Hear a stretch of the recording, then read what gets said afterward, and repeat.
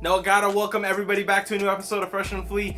This one's gonna be a little different. So for my channel, this is a video series called History Before the Hype. If you guys are interested in more than just the hype, you wanna know about the history, this is where we're getting into it right now. Just gotta get into it right away. If you guys are enjoying the videos, want to help me out, hit that like button, as well as that. If you guys aren't already subscribed, please hit the subscribe button and hit that notification bell if you want to see what's up. Also with that, remember I got a DEPOP. You guys are enjoying the finds and you do want to buy some of them, remember the link is down below. I got new vintage, got a whole bunch of stuff on there. Go check it out. Let's get back to it right here. So a lot of people out there, they may know the pieces, but do they know the history? That's why I'm here. So let's check it out. This is actually a size XL 1989 MC Escher tee. You guys know about the MC Escher tees? They are fire right now. There's a bunch of people selling them. They're going for over $100. Like this piece alone, maybe 150.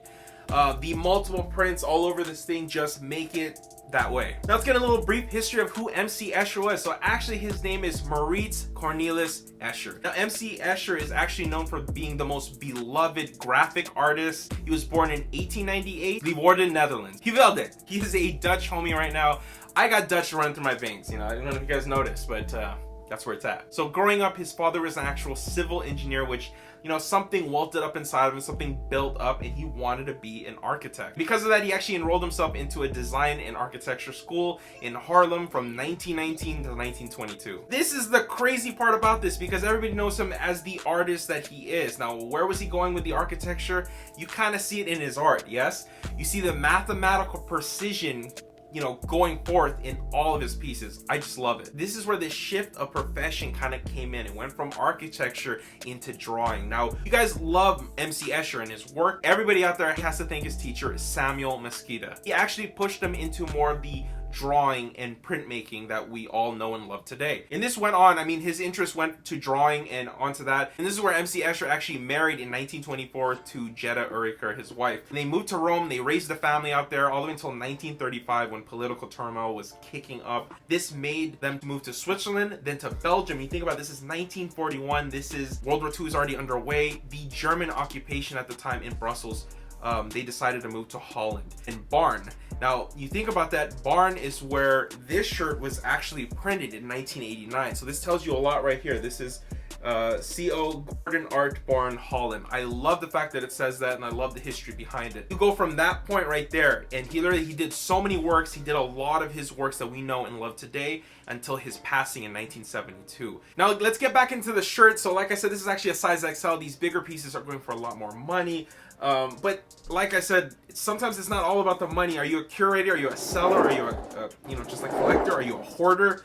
There's all types here. All different types of thrifters out there do different types of things. One thing I like about this one, the reason why I got it, because the bigger front of the part, I'll be showing that right there. I'll show a better picture to get into it. So this one's actually called Bond of Union. It was actually done in 1956, and it's considered surrealism. This actually surrounds the idea of the bond of marriage, yes, but also the feeling being in sync with another person.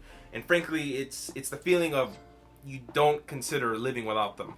That's the aspect of this thing, and I like the fact that it's very ribbon-like in the way it is, and you notice they connect like this, and it's just a beautiful piece. I have always said it and I always thought of it, and I love the fact that I learned more about it for myself as well as for you guys. So let's flip it around and get into a piece that everybody, if you guys know Escher, you guys know this piece right here. This is called Sky and Water from 1938. It's actually a woodcut print, considered op art. It's pretty much the contrasting differences between the planes of the differences of birds and fish concluded the name Sky and Water. Now I love this one because if you guys notice, the detail of the bird changes when it gets closer to the fish, and also the fish does the same. The contrasting between sky and water is another elemental thing, and you're going to see more of that into the pieces in here. Now let's get into the piece below it, because I really wanted to talk about this one. This one's actually called Day and Night, and it was done in 1938, the same time as Sky and Water. Now this one's cool because it goes off the contrasting differences and similarities between day and night. I mean, you guys all know, you may see your front yard, you may see it in the daytime, but in the nighttime there is a different aspect to it, a different feeling towards it. It's almost like when the lights change, the feeling changes. You know, you hear more, you see more, you feel more.